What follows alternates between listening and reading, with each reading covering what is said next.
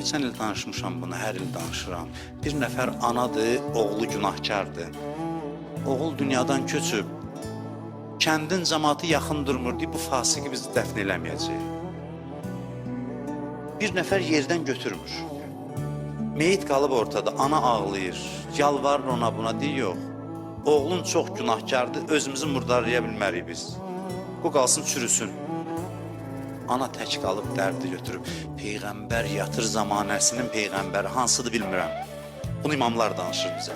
Peyğəmbər yatır, Allah ona deyir yuxuda ki, get filan bəndən var, cənazəsi qalıb ortada.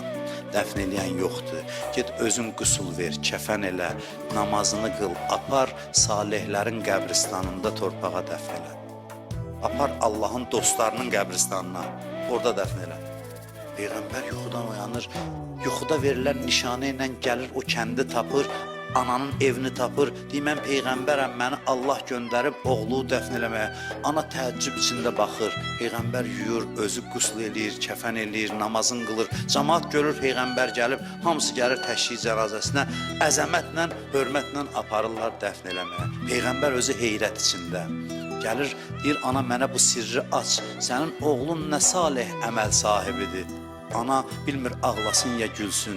Deyir, ey Allahın Peyğəmbəri, hansı salih əməldən danışırsan? Cənazəsi qalıb çürüyürdü, bu günahkar idi.